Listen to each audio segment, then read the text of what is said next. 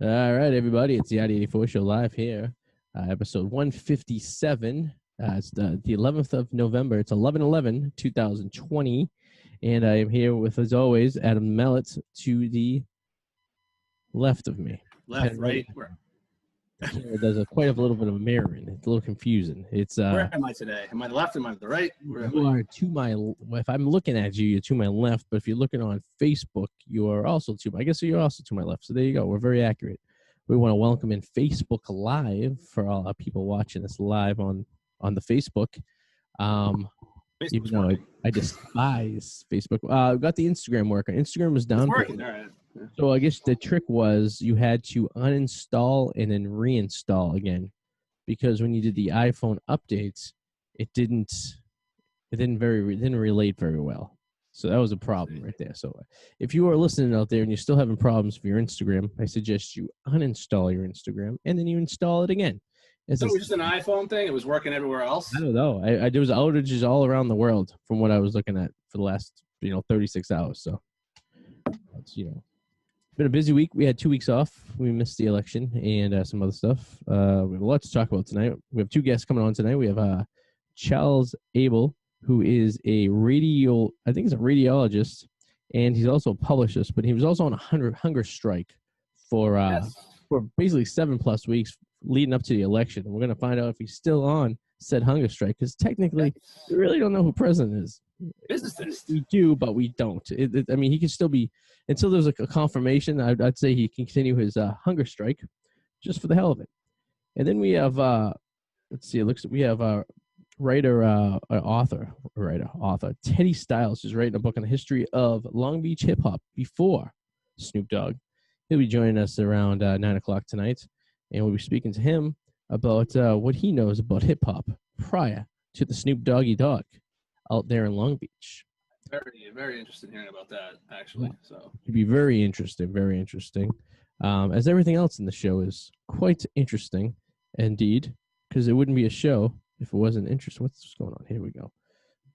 Oh, God. This guy's a physicist. This guy knows his stuff. This guy knows some like Neil deGrasse Tyson kind of shit. Yeah, this guy's, I'm assuming he's pretty intelligent. So he deals with radioactivity on a daily basis. But I don't know how intelligent a hunger strike is, because what's that going to do for one person? Like, is anybody going to care? I'm hungry. I'm hungry. So last week, Dr. Powers and I, we're going to call him Dr. Powers from that one because we don't have Dr. Todd anymore, did a rehearsal for Lego Masters. So that's why we missed episode. That's why we missed episode 2 weeks ago, because I had to prep for the interview with Lego Masters 2 weeks ago from today. And then we got postponed to the following Monday. And then last Wednesday, it was after the election. Things were all crazy. But we did the interview for Lego Masters. So we should be hearing something within the next few weeks for season 2. Filming starts in California in February. So if we are picked for the wonderful Lego Masters show, we will be shipping out to somewhere in California. I'm assuming it's the LA area. And we'll be there for about 3 weeks or so. So that would be very interesting. Cool. See how that goes.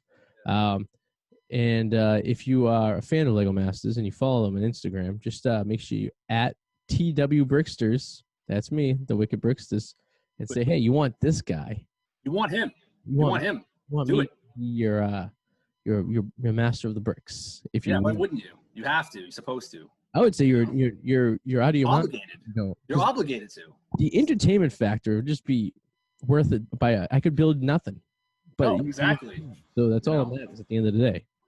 So I have some news. I have some news too.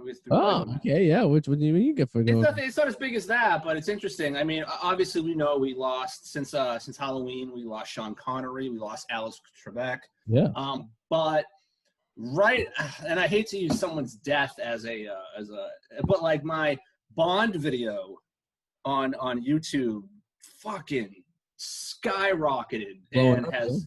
Constantly, we're up around like 14,000. It went from like 1,000 to 14,000 in a matter of weeks. It's up around like 240 thumbs up versus 4 thumbs down. It's like pretty good ratio.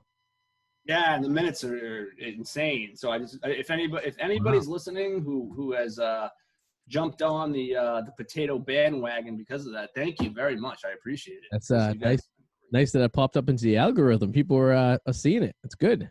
I think because it was already there so long, even before he died, it was embedded. Mm-hmm. I think that's why. I think that's why it caught. Yeah. No, it's not like he died and then I threw a video out there. It was embedded already in there. Now I bet you regret not doing a Sean Connery, Alex Trebek video. Why I hate Alex Trebek. I don't want to. No, but I hate Eric Clapton because he's a shitty father. But I don't hate Alex Trebek. But I did see a thing. They were talking about who's going to replace him. Yeah. And the thing is, Alex Trebek, I guess, wanted nothing to do with that. Yeah. He wanted nothing to do with the replacement of who he's going to be. But he joked around Betty White. Yeah, I heard that, yeah. But like some of the candidates are there's one person I would like to see, but it would never happen. Like because he's too famous. But as a guest host, I think Clooney would be great. Yeah, He's good in a suit, kind of charismatic, But I think Ken Jennings will get it. You think so? Like the all-time winner of the Jeopardy? Yeah, he's like he knows his shit. He's part of producer now too, and I think he's a good fit. He's not famous. Personality. I don't remember him. Is he personable? Because that's the important part. He's not bad. Like he's better than the other guy who had that fake smile, who was like really good for a while. I forget his name. You know what I'm talking about? Yeah. What do you think? I wouldn't mind that. Here's the toss-up. How about you have Will Ferrell as Alex Trebek? For one show, that'd be cool for a week. That would be cool. Yeah, have like a celebrity Jeopardy with Will Ferrell as Alex Trebek. I think that would be entertaining for like a bridge into the new, I believe that's what before Drew Carey replaced what's his name on The Price is Right. I think that's what they did for a while with The Price is Right. They rotated celebrity hosts. I think that'd be a great idea. Get Betty White, get all these people. I think it'd be great. It is tough to have a replacement. Someone so iconic as Alex Trebek. Exactly. It's like he was the guy. He was the only host of Jeopardy of all those years. So in same thing, with you guys say the same about Bob Bach. Yeah, Bob Sajak too. Sajak too. Yeah, I mean Pat Sajak with his giant 5 head, and Vanna White, who doesn't seem to age whatsoever. It's like they're almost on a capsule of internal. Okay, I got going for you. Who do you think will be first to leave? Vanna White or oh my God, my brain. Or Sajak, yeah. I mean, or do you think they'll exit together? I think they'll be there till death, to be honest with you. Because here's the thing: what if Pat Sajak leaves? What's he gonna do? He's not gonna. He made his 30 years on fucking Wheel of Fortune? Jesus Christ! Vanna's been there, I think, almost as long. Yeah. What are they gonna do? Retire and do what? Not do anything? There's only a couple ways this could go. It could go some douchebag executive who's new. It's like, we got to get rid of Vanna White. She's getting old. We need to get some young blood in there. We need to get a hot chick doing it, right? Yeah. So she gets kicked off. Or he dies because women live longer than men because, let's face it, they stress us out. True. I agree. And so he'll die, and then she'll still be.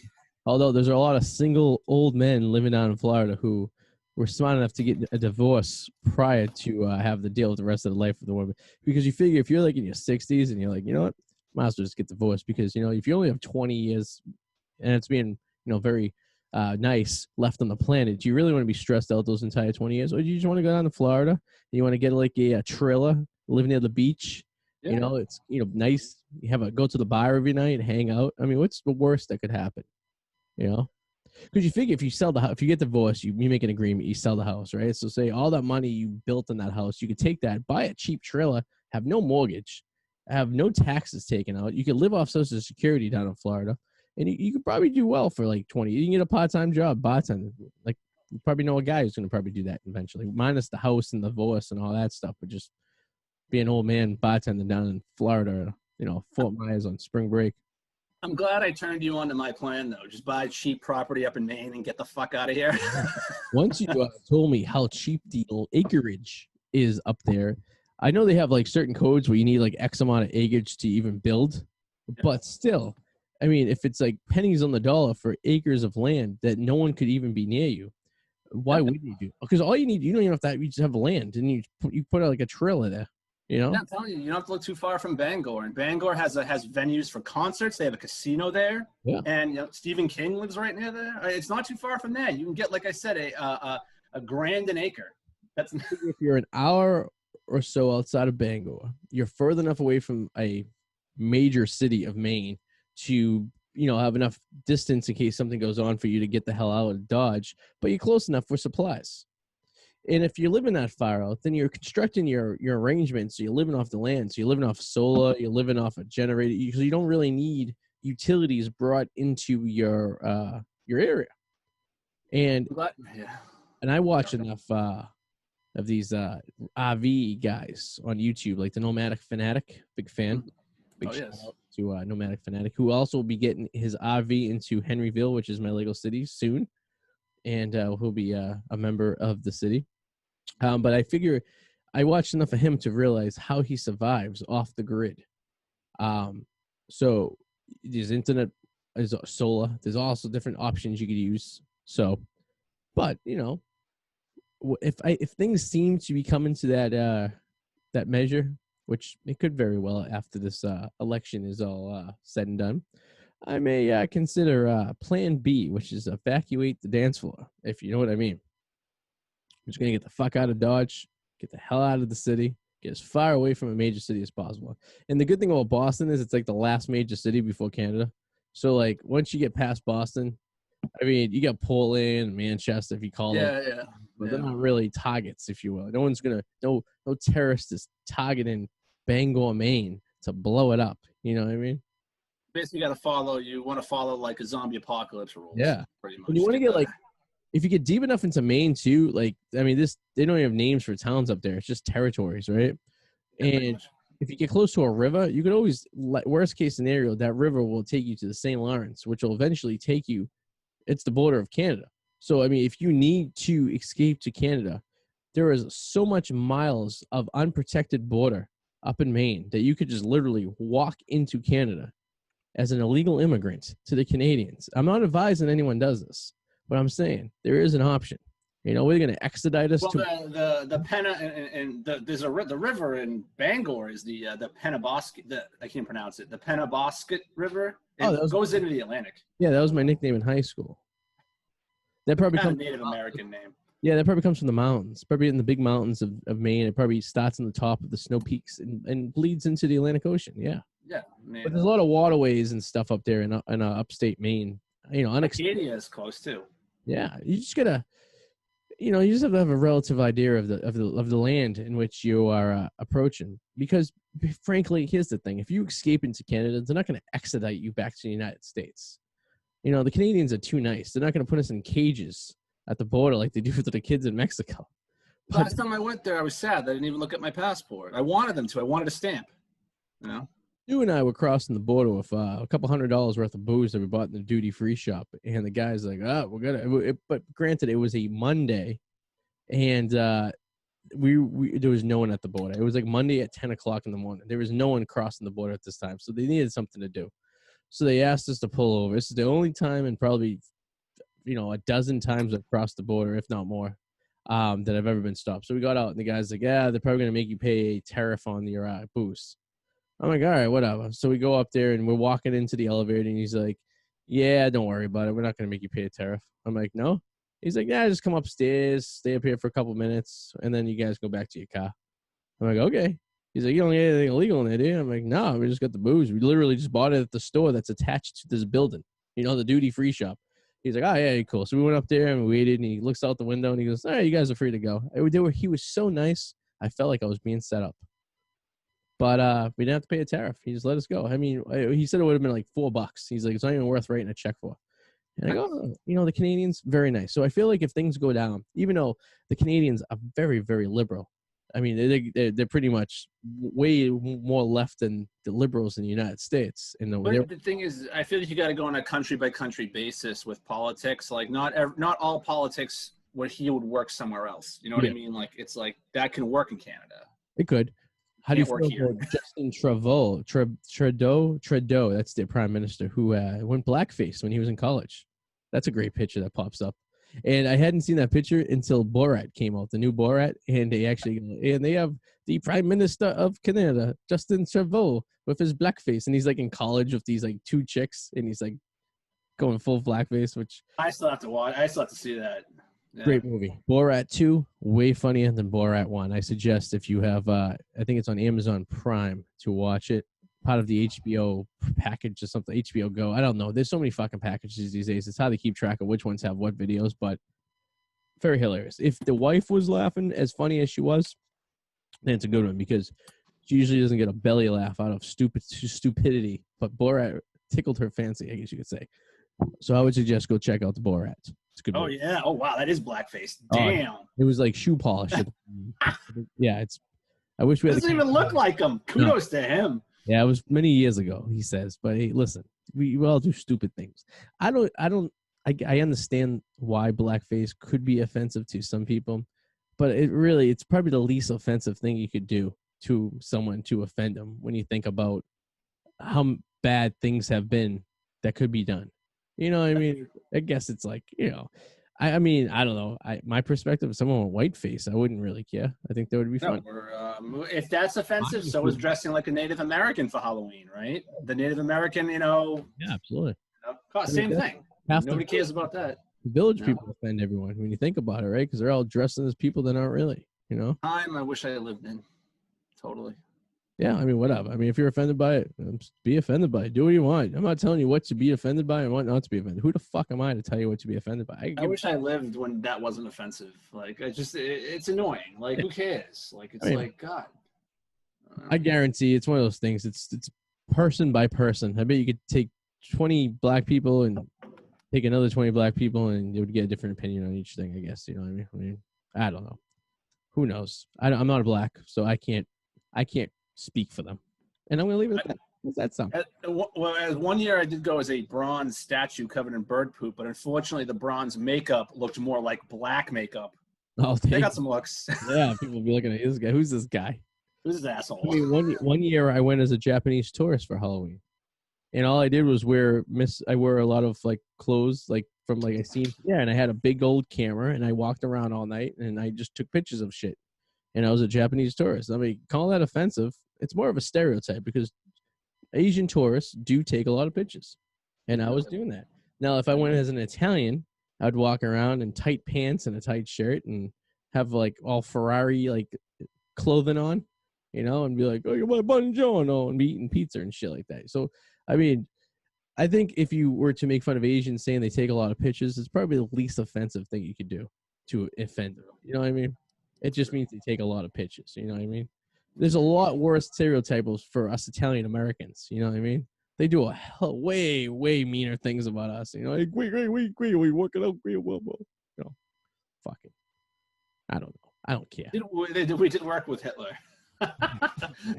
Yeah, well, we did. I would say more of an acquaintance because they didn't want to be taken over. It's one of those things where it's like, you're next door to a guy who could cause some trouble. So instead of ruffling his feathers, and after seeing the destruction he's done to his other neighbors, like France, you want to be kind of on his good side. So you're like, yeah, I don't 100% agree with what you're doing, but I'm here for you if you need me. You know what I mean? But the reasons why the reasons I understand the reason why the Italians didn't get as much shit as the Germans after World War II is because the people turned on Mussolini and dragged him down the street and killed him. But they didn't turn on him until after they realized they were going to lose. That's what I find funny. They were heavily misled. Their idea was, well, if Germany's taken over all of Europe, we don't want to be taken over because the Italians are very strong. And the Italians have a natural border over the northern area from the rest of Europe. And the Alps, it's tough to get by the Alps, So there's a sense of protection there. But after seeing what Germany did to Russia and England and France at this point and pretty much taking over, a quarter of Europe, I agree with the Italians where they're like, all right, well, let's just play ball with this guy and see where it goes. You know what I mean? I don't think I deeply don't think Italians wanted to kill Jewish people. I really don't think that. I don't think the German people did either. I mean, everything was great around the Olympics. Like, it was great. All the time. Everyone was having a blast, No, but the Italian people didn't turn on Mussolini until after they realized they were going to lose. That's what happened. Yeah, no, that's true. That's exactly what happened. They figured it was going to be a situation. So, and they're going to lose. So let's throw this guy down before the United States takes us over and destroys us. I mean, that's basically what they were looking at. You know what I mean? Listen, if I was living in Pisa in 1932, I'd feel the same way too. You know what I mean? What the fuck, Poor Mussolini. I mean, Mussolini was like a guy. He was like the idiot, like sidekick of like of a mob. Like, you had the mob boss, which was Hitler. Then you had like the stupid sidekick. You had like Fredo.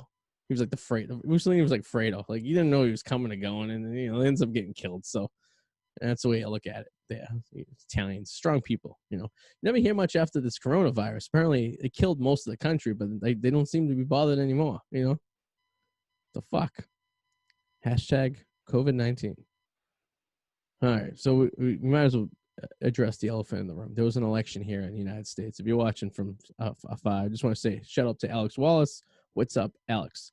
There was an election that possibly can still be going on right now, because what I understand is Georgia is doing a recount, which I don't think that makes much of a difference unless they find anywhere else, because he needs 2 more states to win. So there is a recount going on soon in Georgia. So fuck, I don't know. I don't understand. I don't understand how this is so fucked. I mean, I do understand how it's so fucked, but at the same time, it's like it's so blatantly fucked that I don't understand how it's so obvious. Like, if you asked the majority of Americans, they would say this is the most stupidest thing ever. How do you fuck this up?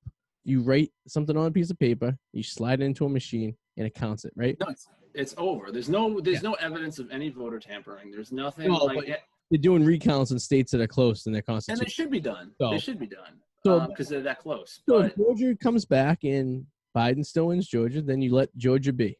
You move on to the next close state, and you see that's democracy. Yes, I agree. But if it's off by a few 10,000, for say, let's go crazy. Let's go like hypothetical here. If it's off by a significant amount, then someone's to blame for this. You know what I mean?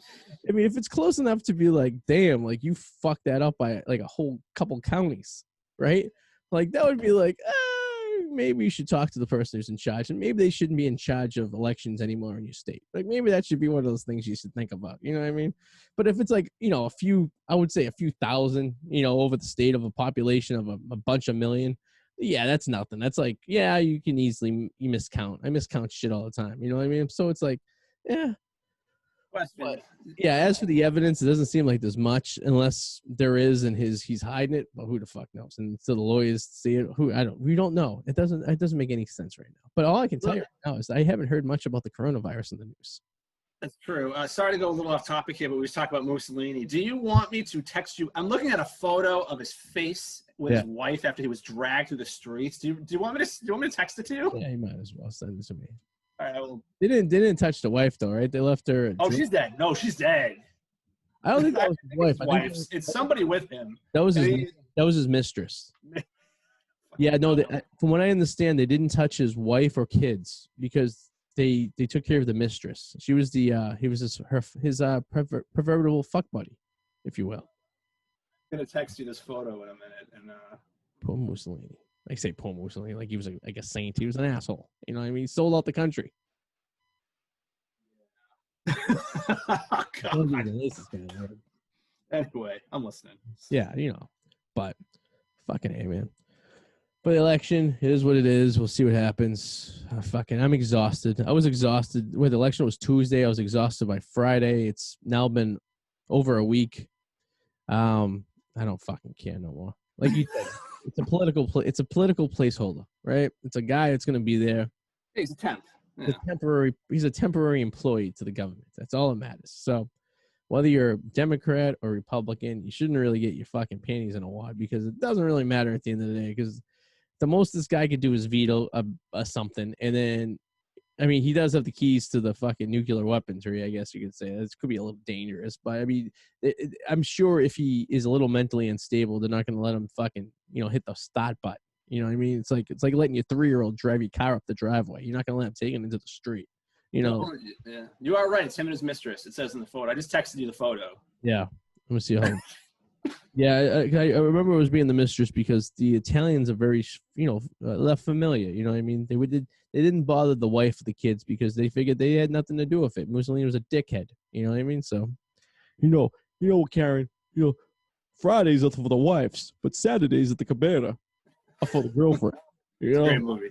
They say, so asking the Italian guy that Fridays for the wives and the family, but Saturdays. No, I'm exhausted with the whole election thing. I'm glad it's over. I can stop getting those stupid text messages from the fucking automated bullshit. Like, it's over. You know.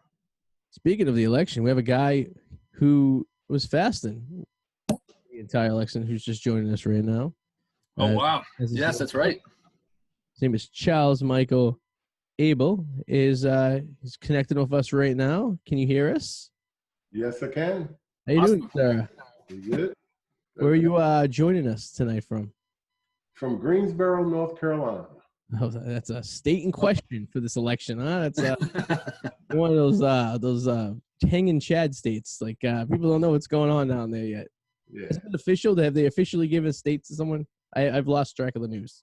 No, they're still counting, and they haven't officially. 99% in for the last week and a half, and they still haven't figured this out yet. So, and we were just talking prior to joining us about how this whole election is exhausting, both mentally and physically. Like, it's one of those things, like, you get excited for it and you watch it, and it's like, oh, you expect it to be over that night, like the Super Bowl. You don't expect the Super Bowl to extend another week and a half. You know what I mean? I know. And how does this affect your hunger strike? Are you still going? Like, I want to know. No. I ended the hunger strike at 49 days. Okay. Oh God, Yeah. I love food too much. That's just. Oof. So Kudos to you, though. what inspired this hunger strike? Because we were reading about it, and it's like, all right, so you're going on. I was reading one article. You're at 7 weeks at this point, and you were going for until the election was over. So what made you do this, and what was the reason behind it all? Well, the reason was I wanted to bring attention to the fact that, we've had a lot of people marching all over the country, protesting for over 100 days, well over 100 days, but there was no national legislation. The Congress had not taken up the racial justice issues in any significant way. Mm-hmm. And, a lot of the NBA players were reaching out and were concerned that, they're going into the playoffs. And I felt that, this was important enough for some of them who weren't in the playoffs to actually have a hunger strike and bring attention to it. I mean, they're more notable individuals than myself. But in going through that thought process, I said, you know what, this is something I can do. This is something I should do. And set upon doing the hunger strike to bring attention and hopefully movement on these issues prior to the election. And, the focus, as you guys know, turned to primarily the election and then the Supreme Court justice confirmation hearings. So although I reached out to Congress and really did all I could to push the issue, the focus was already locked in on confirmation of the Supreme Court justice. That's crazy. And you're a smart man. You're going over your information here. You work in cancer research and radiology and stuff. So you got to admit that going on a hunger strike could be a little dangerous, if you will, for X amount of days without the proper nutrition. Yes. Yeah. So, I mean, that's pretty ballsy, putting your life on the line for, something you believe in, I guess you could say. And I think that's more than some of the NBA players were doing, because a lot of them are just tweeting about it. And I don't know if they were really tweeting I don't know if they really knew what they were tweeting about, some of these celebrities. You know what I mean? I think they do. This is true. This is true. But, the thing that I saw was, we can all talk, but let's do something.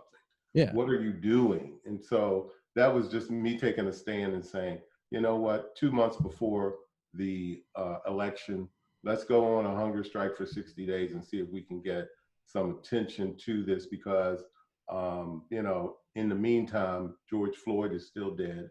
Breonna Taylor is still dead. These things continue to happen.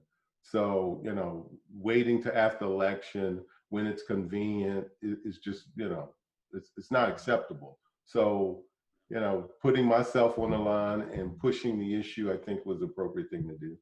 That's all. And you're pushing it in a way, too, that's appropriate. You're not out there causing trouble or causing crimes. Like, the way you're going about it is a way that I think most people should certainly go about things, not in a extreme, violent way as some people do, because it just screws the whole thing up, Right. Yeah, the violence thing I think is a little counterproductive when you think about it. When you really look into it, it's not really the people who are protesting for the reasons doing it. There's some, other outsiders looking to cause corruption and trouble. You know what I mean? Right. It takes away from the picture at hand. It's unfortunate when you think about it. Yeah, no, I think it just detracts from the actual issues that people are wanting to expose and wanting to have addressed. Uh, you know, but at the same time, there's a small group. Look, there's a criminal element in every city. Yeah. In every community. So you've got people that have been out of work for 6 months. Criminals have been out of work for 6 months too. Everybody's at home. Yeah. So these protests are opportunities to take advantage of the situation as well. So I think we've got that element, and they're going to be out there, and you can't control that, not entirely. Now, assuming that the outcome of the presidency is what we think it is, with Biden winning, how does this make you feel? And is this something that you see kind of positive, looking forward to the next, 4 years coming, that things will change, and maybe we're crossing the bridge here of maybe making the movements kind of more, I guess, not heard, because I think they're very much heard already, but actually Congress doing something about these people protesting, instead of just saying, yes, we have the protests out there, but not actually doing anything when it comes to helping. Right? Where do we go? You're right. Like, where do we go from here? It's no, that's a tough question. For me, my outlook is not particularly optimistic, and I'll tell you why. I see the Republican Party as well as the Democrat Party as kind of two different sides of the same coin. I mean, they're both about incremental change. But right now we're at kind of a turning point. People want to say it's a reckoning. Okay. But we're at a turning point where we need, definitive change at this point. And I really don't see that happening, even with Joe Biden. I think it becomes more strategic in that we've got to continue to push the fight, continue to push the struggle, and continue to protest, because what I see is the game plan of most local governments is to kind of wait out the protesters. Mm-hmm. Right. You're 100% right. I noticed that happens with not just rights, but in general, when there's a shooting. Okay, so we had to have harder gun control, and then they're like, yeah, we're going to do this, and then it dies off. You know what I mean? Or Occupy Wall Street, protesters, and then where's Occupy Wall Street now? Gone. You know what I mean? It's just right. The foot has to stay on the gas pedal. That's the thing. Absolutely. But keeping it there isn't always an easy thing either. It's. Exactly. But if you look at what's going on now, you've got Donald Trump, Republican Party, and I would still say that Donald Trump is a turning point for the Republican Party, just from my perspective. He is gathering the troops, and those troops happen to be militias, white supremacists, just really the radical right now. And when he's out of office, he's going to be, pretty much the leader of these so-called fringe groups on the far right. And so I see that's just a setup for organizations like Black Lives Matter, where we're going to have confrontations in the streets during protests. So, how do you deal with that? We have, that radical right on one side. You have law enforcement who is required to keep, nonviolent protests nonviolent. I mean, no vandalism, no looting, none of these things going on. So I think it becomes a real challenge for those who want to continue to keep the foot on the gas, as you say. Well, I mean, the public has spoken. Half the country voted for one guy, and a little bit more than half the country voted for the other guy. So there's a clear divide between people's beliefs, right? I mean, because it's not like it was a landslide where like one guy won and you could see like, oh, there's a small percentage, but literally it's almost half the country. Right. So these people's feelings aren't going to just disappear after, inauguration day in January, right? They're still going to have these beliefs and they're still going to be disagreeing. And a small portion will be like, like Adam and I just like, well, it's a placeholder. The president's a placeholder. It's a temporary employee of the government. What's the worst that could possibly happen? You know what I mean? But there's also a lot of people who just kind of like the Democrats fought for the last 4 years about Trump. There's going to be a lot of Republicans fighting for the next 4 years against Biden, and they're not going to accept the fact that this guy is it, and they're going to use it as a fight. And it's kind of an interesting time because in times elections have been close, right, over the years, and the ideas of the two parties have never been so extreme, I guess you could say, right? We're almost like, I hate to say it, like Civil War type feelings, not slavery in general, but how strong people are of different sides. The divide is there for a civil war. Yeah. But the divide in this country is not necessarily regional. It's, it could be your neighbor at this point, right? And how do you see this all coming together if people are so passionate about something, right? Or the majority of people are passionate about something. Some people are just mediocre. But do you foresee that, as time goes on in the next 6 months or so, that people come together? Or do you think like this, I hate to say it, but do we need a national disaster to bring people back together? Like as 9/11 did, 20 years ago, where people cross party lines to help each other. Like, do you think this country needs something dramatic to bring people together, or you think as human beings, as Americans, we've figured this out? I do think that as human beings and Americans, we'll figure this out. Yeah. Okay? At the same time, I would say that, the divide is not going to change. What's happened, in my opinion, is that we have kind of laid bare that division. It's been there, it's been simmering, it's been under the cover. I mean, think about some of the demographics of the election and who voted for Trump versus who voted for Biden. Mm-hmm. Okay, we have a deep division that, the whole 90s and early 2000s were politically correctness that was out, and everyone was making an effort to be respectful of each other, to show dignity to people they had differences with. But some of those deep-seated beliefs never changed. Mm-hmm. And now this pandemic and the president himself has really, fomented and brought all of those things back to the surface. So the divide is there, and you can't legislate people's hearts. Yeah, that's true. That's true. Yeah, well put. It's rough times ahead of us that we have, I see, but it's rough waters. It's not like it's going to be easy, but I agree with you. I really believe that, there is going to be a serious conflict, but it won't end there. I think, we will come back together, and cooler heads and minds will, prevail. Yeah.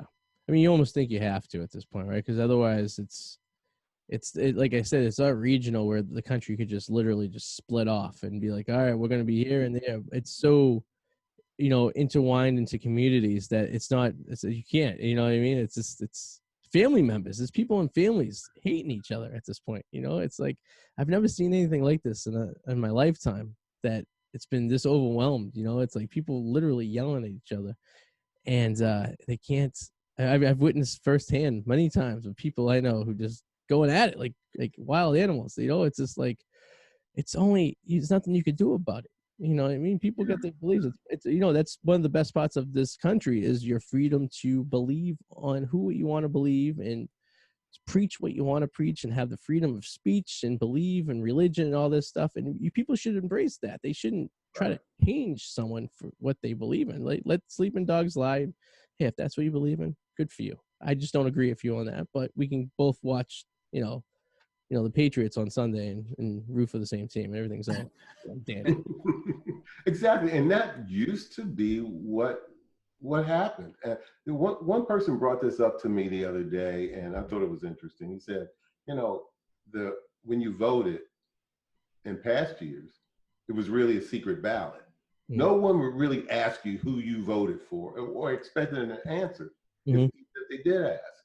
Now, everybody's trying to figure out, well, which side are you on? Yeah. And these discussions are even being had at work.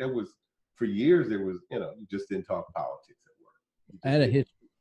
Yeah, exactly. I mean, I had a history teacher when I was a kid who, when the election was going on in '96, he was like, he's like, who'd you guys vote for? And then people started giving the answers. He's like, stop.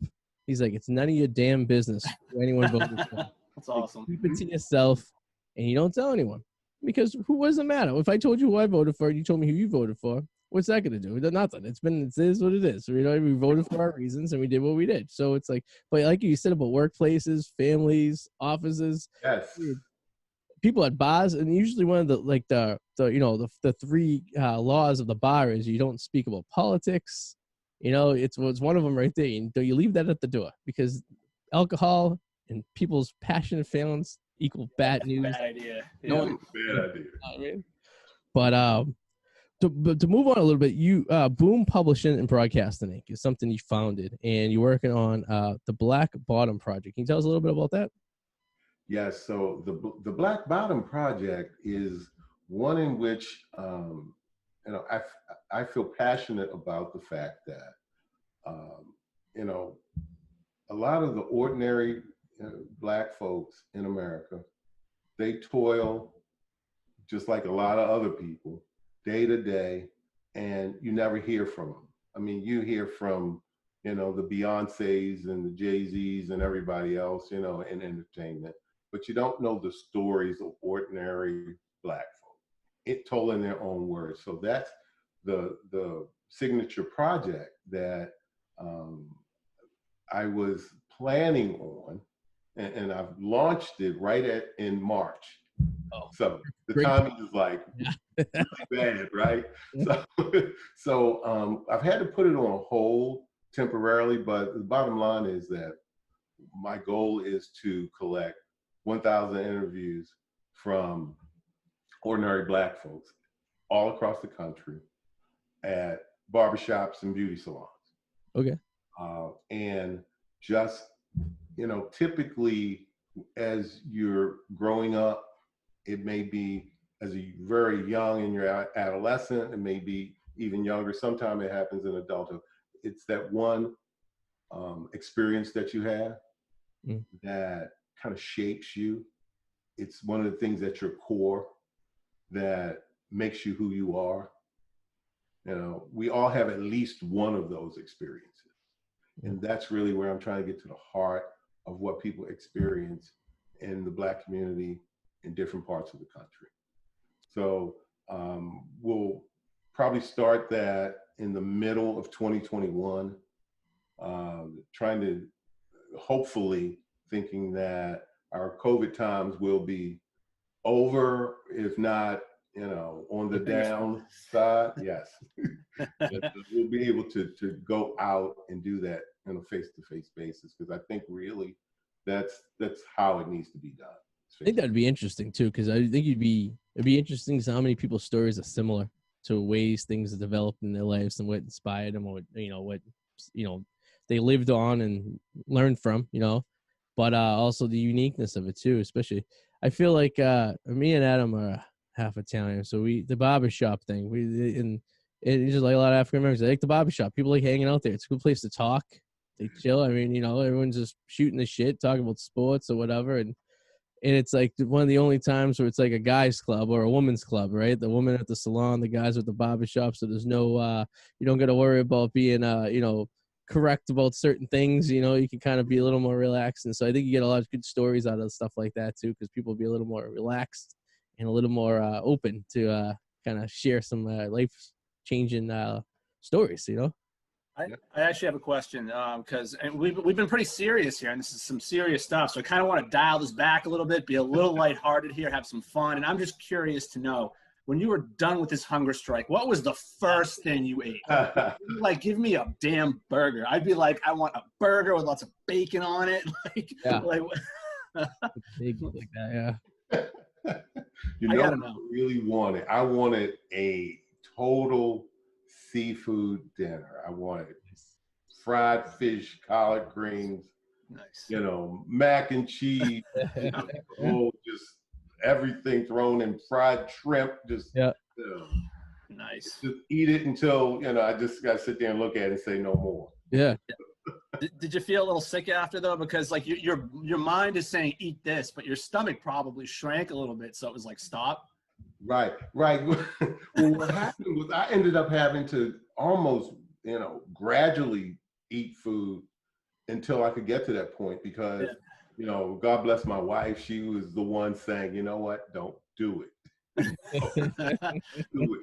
I'm not letting you do it. So no cheat days. Yeah. She held me off long enough. But yeah, that was definitely, because you can imagine that's 49 days. Okay. I can't imagine. Nope. I can't imagine 12 hours. Nope. I'll be sitting there and I'm like, did I eat today? I didn't eat, and it's lunchtime. I got to have breakfast, and I'm ready to crash into the wall. So I feel like it's like when you get to it. Was there a certain point that you got to that was kind of like you hit that mark, like when you run a marathon, and then the rest is just like kind of easy going after that point, or? Kind of. Yeah. No, I mean, after about 22 days, about 3 weeks or so, okay. I kind of floated along, and it just, was normal. But probably about a week and a half, about 10 days into that, I was like, okay, can I really do this? Because at some point your body starts feeding itself, right? Yeah. And so it got tough in the mid 30-day range. Yeah, it was like, okay, I got to drink a little fruit juice. I got to drink a piece of fruit just to keep my energy up. Yeah. But I mean, I lost 32 pounds over that time. Damn. Nice. I'm not a little guy, so I'm not used to missing meals. Let's be honest. Probably not the healthiest way to lose 32 pounds, but in the bright side of the tunnel, that's at least It didn't take long to start clawing some of those pounds back, let me tell you. I can believe it. Well, good for you, man. And it was great talking to you. Charles, how do we, or how do people out there find any of the information you're working on, whether it's the Boom Project or anything of that nature? Yeah, if you go to the website, boom-publishing.com, I've got my Angry Man blog there. So I'll be posting there as well. I'm in the process of writing my first novel. So look out for that in mid-2021, as well as the Boom Publishing YouTube channel. Cool, man. Well, good luck with everything. We look forward to I'm looking forward to that YouTube channel, seeing some of those stories. I think that'll be pretty interesting. See how that goes down. Yeah. I'm looking forward to doing it. And I think it's really a great opportunity to kind of connect with folks and kind of take the temperature of different communities across the country. So, yeah. Great. Well, thank you for joining us tonight. We appreciate talking to you and taking the time out to talk to us. Thank you. And I love what you guys are doing, and I appreciate the opportunity. Thank you, sir. All right. Take care, sir. We'll talk to you soon. Okay, thanks. All right, everybody. There's Charles Abel. Very interesting guy. He's a nice guy. He's a good guy. Very nice. Good old Southern folk. I like talking to the Southerners. They're just laid back. I don't know if I could go. What do you go? 49 days, he said, without food? 2? Yeah, I can't. No way that's ever going to happen. I'd be a miserable dick. There's no 12 hours without food is like my threshold. I think I've gone 12 hours no eating. And it's like you can feel your stomach just kind of, you see me at work all day. I'm constantly eating. Like I eat literally all day long. It's like my thing. I'd be an asshole. There's no way I could do that. Yeah. It's impossible. I don't care how much fruit juice or Red Bull you pump me with. Your body needs to digest things. This is not right. I mean, like he said, I feel like he did that that it's a little more meaningful than what some of the shitty athletes do that just talk about the shit and they don't really care about it. They go back to their mansions in Malibu and call it a day. You know what I mean? And you get like the Melissa Milanos, of the world. You heard that story, right? No, I didn't actually. The Melissa Milano was all about defunding the police and stuff like that, and she was, tweeting about how she wants the police to have no money, all that stuff. And then something happened at her house, and she had called the police, and I don't know what it was. It was something stupid. It was like someone. You got to look up the story. It was like someone like cut her off, or someone did something to her like that was so like Karenish that she called the police on them and stuff like this. And I believe they were like, "Is this Melissa Milano? Anyone defund the police?" Let's see. I was listening to the story like half-assed the other day, and it was like she was such an activist on shutting down the police, but when she actually needed them, it was for something stupid too. Trauma alum spoke with an activist neighbor called police on Sunday morning to report a possible gunman near her home in the Bell Canyon area. A spokesperson for the Ventura County Sheriff's Office told Fox News on Tuesday that they received several calls from others in the area, that the initial call came from someone not related to Alyssa Milano. I don't know. He was target practicing in his backyard, I think, like that. I think he was shooting his gun, practicing in his backyard or something like that, and she called the cops on him. A man dressed in all black walking in the woods between our properties with a gun, which she called a rare sight in our parts. The Milano said her husband then called 911 to check on when police would be arriving. Yes. Nice. Devin was a hunter stalking squirrels. Yes, that's what it was. It was something stupid like that. With an air rifle. Yeah, it wasn't even a gun. And here she is fucking wanting to call, she's using 911. There was this politician in Michigan, I believe, who was all about shutting down the police. She wanted to take $18 million away from the police. Well, she was in an Uber the other day. And I guess the rule in Uber and Lyft down, they have to have the windows open to help ventilate the cars and everything like that. So she kept telling the Uber driver to roll the windows up, and he's like, "I'm sorry, I can't by restrictions. We have to keep them down." And she called 911 while she was in the back of the Uber to get a ride home from the police. And the police officer was like, "Man, we can't drive you home. We can't do this for you." Oh, it was Portland, Oregon. I'm sorry, Portland, Oregon politician. She was like a city councilor who was all about shutting down the police. But when she needed the police, she did call them, People call 911 over the dumbest things. We both know this. But like one of the funniest, I got to try to find it. I haven't heard the call in a while, but someone calling 911 because they were lost in a corn maze. That's awesome. Because the police are going to come get you. You know what's going to happen? A fire truck's just going to plow down the corn maze to come get you. No, you know what they should do? Yes, help her out of the corn maze and then fucking arrest her for misuse of the 911 system. That's what they should do. You should fine people for misuse. There literally should be a fine for misusing 911. They're supposed to be. They're supposed to arrest you. I mean, when you were a kid and your mother told you, listen, if there's an emergency, call 911, but only if there is an emergency. And then as you got older and your friends were fucking around with the phone, and one was like, let's call 911 real quick. And you'd call 911 and you'd hang up, and then they'd call right back and you'd shit your pants. I never did that. I did get a hold of one of our history teacher's phone numbers and prank called him constantly. We did that too. I said my name was Bob Vila. Me and this kid, I'll say his name because I don't think I'm friends with him on Facebook anyways. Pat Sachetta. I know this kid since I was in first grade, and we kind of came apart, and then in middle school we became friends again. So this is like 1997. We had two lines in my house. We had my dad's work line, and then we had the house line, but they had the conference call button where you could bring the two lines together. So I used to conference call him, and then we would call someone and we used to prank call nail salons and make fake appointments for our friends and give their home. Awesome. So Joey Baloba, Monica, we would call up nail salons all the time and make appointments for him and then leave the number. So then when he didn't show up, the nail salon would call the house and be like, you didn't come to your nail salon today.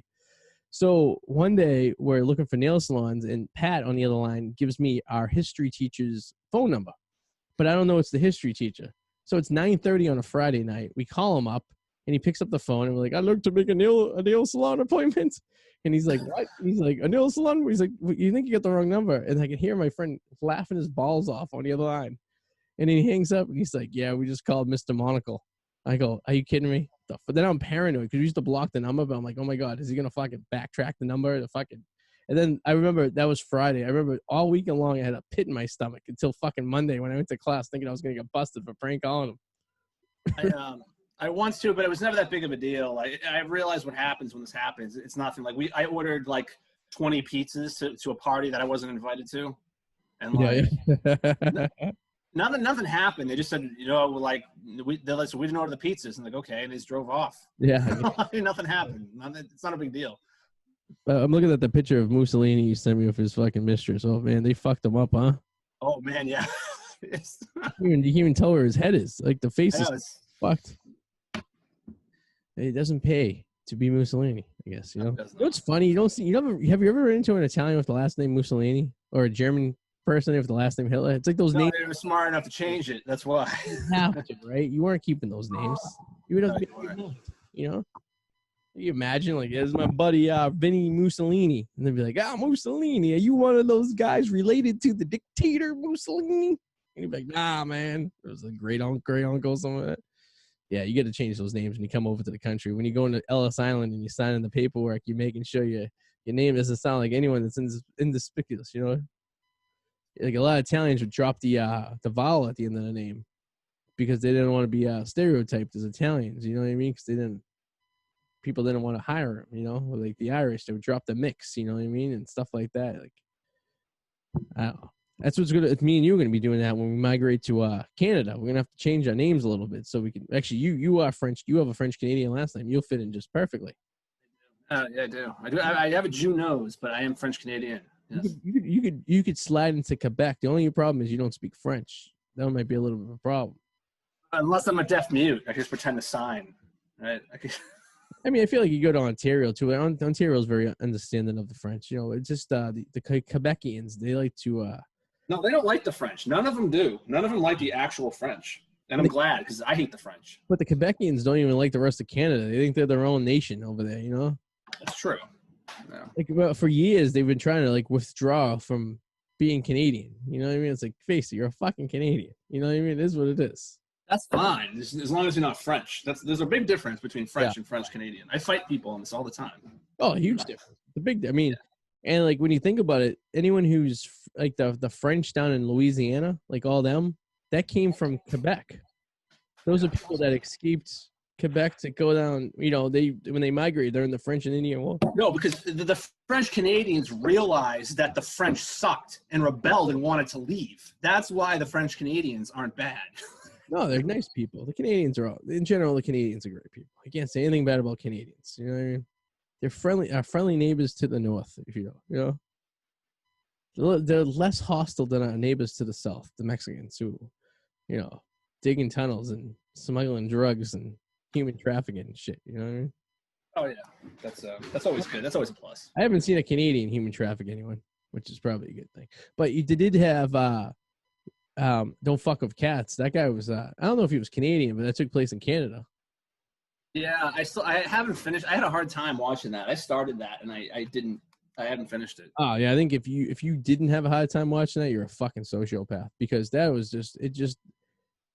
And I want to know about these nerds that all like. I know we're talking about a subject that was like 9 months ago, but the nerds that all hung out in these chat rooms to try to find this guy and like finding vacuum cleaner things online to figure out where they were made and doing the whole like fucking. They were dedicated. They were dedicated. You know. I mean, it was kind of sad that the rest of the fucking, you know, the cops up there don't fucking give a shit as much as these fucking people did, all because they fucked up a cat. But it was creepy with Body Moving, the main girl on this was when she was a casino, she like was a slot machine engineer or something like that, and then there was video of her walking through the casino that the guy was videotaping. He was like kind of stalking her and shit. I don't think I got that far. Oh yeah, that's one of the not to spoil it, but no, it's okay. You can talk about it. I'll finish it eventually. It's just really hard for me to watch. Yeah, no, it's fucking graphic. I remember watching it like in the middle of the night. I would wake up in the middle of the night. I was watching like 2 o'clock in the morning, getting freaked the fuck out. I was like, what the fuck is this shit? But you know, it is what it is. It's another day on the radio here. Or the there's not even radio. On the side. The interwebs, if you will. On the interwebs, yes. Oh. I just think it's we talked about the vaccine, right? And I go, I told you, the vaccine just came up. But we both agreed that we would probably be the last people to take this fucking thing, right? Yep. I wouldn't advise I hate to say it, but I'd really hate to advise anyone taking this thing unless they were just gung ho about taking this thing. I mean, no, I mean we should take it eventually, but it's almost like a new technology coming out. You want to wait and see what's going to happen. You know, like like I was saying earlier, this is the shortest turnover we've ever had for a vaccine, and just makes me a little worried. I'm not gonna lie. Like when the Windows 95 came out, and everyone was gotta get this this new Windows 95, and then there were bugs for 3 years until 98 came out. You know what I mean? It's like, all right, it's like, and that's a fucking computer. You're injecting something into my body. Right. I think the people who are like I know our friend Danger Powers, when he went into the army, he had to get the anthrax. Who the fuck knows? He was telling me when you go into boot camp and shit, it's like a whole day of just getting shots. They just shoot you up with all types of shit. You have no idea what they're shooting in you. And it was like, that was the anthrax vaccine and all these other vaccines. I mean, God knows what they fucking have in their bodies. I'll tell you, when I went to Africa, the amount of shots I had to take, right, was I was an idiot, and I decided to go on my lunch break at work. I came back, and about 2 hours later, I'm like, at my computer station, it just drained the shit out of me. I had like, oh my God, you get the malaria pills, you have like 3 different types of hepatitis, you got like, what was another, some dengue shit, you had like all this crap injected at once. It wasn't safe. I didn't like all that shit injected at once. My sister when she went to Africa had to do that too. It's kind of weird. It's like you go into like, and she went where you went. She went to South Africa, like the same area. So it's kind of civilized. It's not like it's a third world country to an extent, but you still gotta, I guess, if you're gonna venture off into the Congo, you know, who knows what the fuck you're gonna see, who you're gonna encounter, I guess, right? True. It's precautions, I guess. You don't want to bring back a third world virus. You know, you want to be like the guy who brought back AIDS. You know, like the flight attendant we were talking about today. Fuck it. Did you just go to South Africa? I did go to the bush. I was in the bush. Yeah, I think she went to South Africa, then went on a safari. I don't know how deep she got into. I think she never left the country, country of South Africa. No, I went there and I went to Namibia, so I was all over Africa. Namibia sounds very exotic. You know what I mean? It sounds like, a little bit. Sounds like these zebras walking the streets. You know? Yeah. Well, northern part, yes. Southern part, weird though, because the southern part is a lot of German. Really? Yeah, the northern part is like all bush though.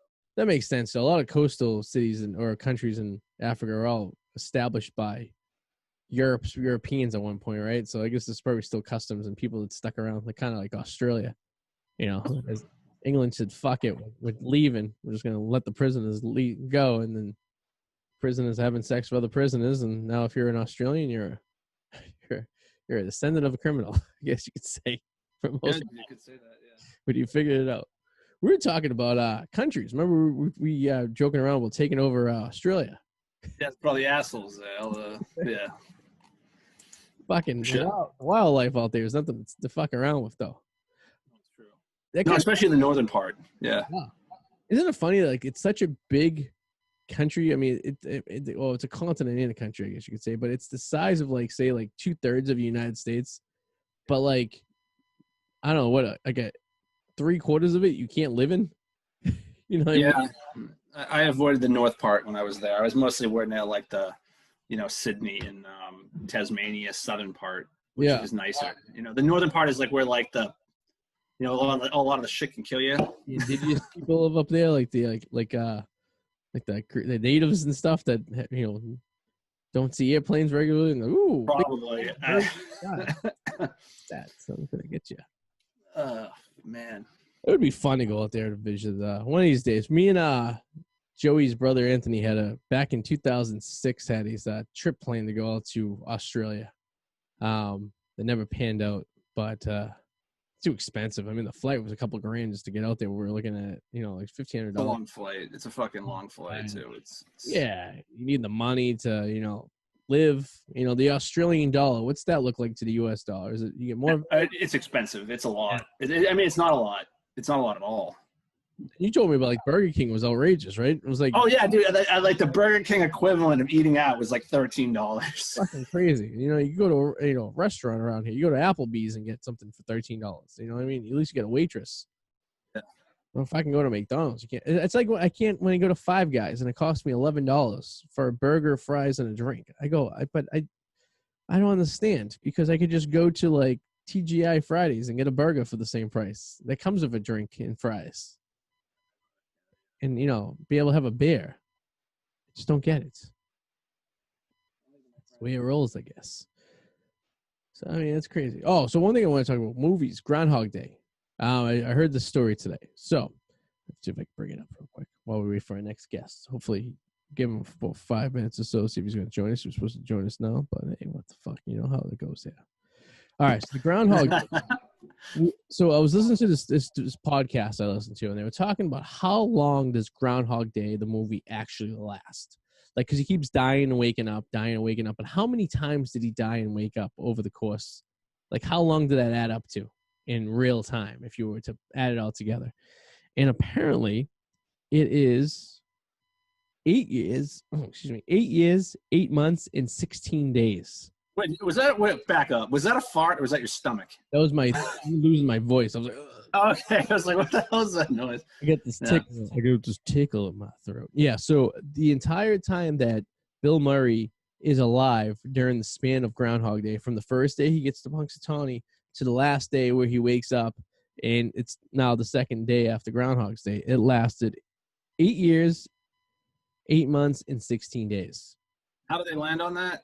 So I guess it had to do with how long it would take to master the skills in which he mastered. So like he was an ice sculptor and he was a master pianist and he did all this stuff. So they figure.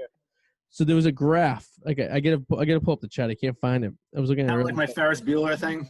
Yeah. So there was like a pie chart that broke up. Like, all right, it would take you like 2 years to become a master sculptor of this level. It would take you like 2 years to become a master pianist of the level. And they had like this pie chart. And so, when was the last time you seen the movie? You're familiar with the movie, though, Less than a year ago. I'd say a little less than a year ago. You're familiar with the whole plot and everything. Yeah. So when you think about it, at the end of the day, all he had to do was bang the broad to make the days stop going.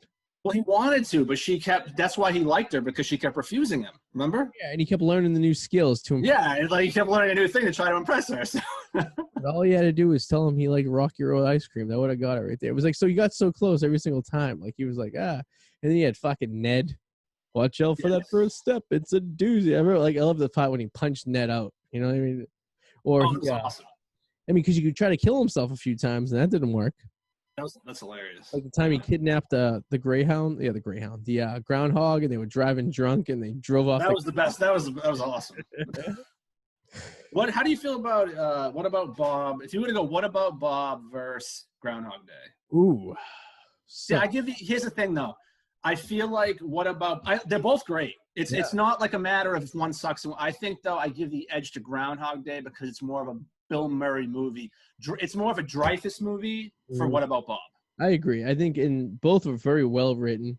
They're both great in their own categories. I would agree. Bill Murray was definitely the star of Groundhog Day. And Dreyfuss definitely, because if you didn't have Dreyfuss like overreactive character that he had in What About Bob, the movie wouldn't be the same. But that pretty much, because Bill Murray just played like this like very low tone mental patient who just tried to do well. He didn't really know better. He was kind of like a child, right? Yeah. He just wanted the attention, and he was very likable, and everyone loved him. And it made Dreyfuss look like a bigger dick than he really was. And Dreyfuss was a dick in the movie. And he was. He was a major asshole. Yeah, he became more. Bob just made him look like a bigger dick because the family loved Bob, and like the old couple in the town loved Bob, and the whole community loved Bob, and they all hated Richard Dreyfuss. They just thought he was the biggest cocksucker ever. He wasn't just a dick. He tried to kill him. Remember, put a bomb on him? He strapped a fucking bomb to him. Tied him to the fucking boat and shit. Yeah, that's like extreme, man. That's fucking homicide. The funny part about it was like, I wonder if there's like a secret message in What About Bob. Like maybe Richard Dreyfuss had mental illness that he couldn't really expose. Like he was a psychologist. No, dude, don't go down this road. This is like the whole Ferris Bueller thing. Like Cameron, like Ferris wasn't real, okay? And it's all Cameron's imagination. Ferris is just Cameron's imagination. He's sick in bed. Don't do it. Maybe Richard Dreyfuss was just like a psychopath because like the whole family, like at the end, like when you try to kill someone He just sent me is that the Phil Con? That's fucking awesome. Yeah, like everyone like the son loved Bob. Like Bob had some issues. Like he was definitely a sociopath. Like he had some like well, he wasn't a sociopath. He cared about things. Yeah, he was like kind of like a would say Asperger's, or he was definitely socially awkward. He had some kind of social issue. He was on the spectrum. Yeah. And he liked people. He was a very likable person. People just liked him. Boundaries. He didn't understand boundaries. That's pretty much. Yes. Yeah. He didn't understand where like one stopped and the other began. And he was a very lovable character. I feel like Bob was way more lovable than Phil in Groundhog Day. Because Phil in Groundhog Day he was like a cocksucker in Groundhog Day. He was a cocksucker. Yeah. You know, he was a washed up Philadelphia reporter who had to go to Punxsutawney on Groundhog Day to report about a stupid fucking groundhog. And that, what's his face? Who? What the hell was the guy? Ellis. Oh God, the actor who's the camera guy. He was also in Something About Mary. Is it Ellis? Ellis. He was in the show. Oh, the fuck was that? Staying in the place where you are now. That show oh God, I gotta fucking go. This is gonna bother me here. Past the Groundhog Day. Hal Rain. No. Oh, Chris Elliott. Chris Elliott. That's it. Yes. Chris Elliott. Yeah. Nice. He played the straight guy in that movie. Very good. He's just like, dude, can we just fucking do this and get the fuck out of here and go back to Pittsburgh? And then Andy McDowell with her fucking Southern accent being all fucking Southern shit. Great movie. So I guess our second guest isn't gonna make it tonight. It's a little late. Gave him the grace period. He was supposed to be Teddy Styles, who prepares to do a book about hip hop in Long Beach. So you can actually read his article written by Mr. Glover on thepacky.com. It was an article posted there, so check it out. Just look for it. And that would be basically the interview today. So I think we'll call it there. We'll call it a day. Yeah, my friend. So what are you plugging? Anything exciting? You check out the Whirlwind Potato on YouTube. And that's about all I have. Check out the James Bond one. That's because that seems to be a big deal. So for sure, very popular guy. Maybe we'll get you monetized after all. So it's said and done. Fucking A, man. And check out thepacky.com and make sure you check out this show on iTunes, Spotify, YouTube, and all that stuff. And we'll see you guys next week. Have a great week. And toodaloo. See you tomorrow. I'll see you tomorrow. Toodaloo.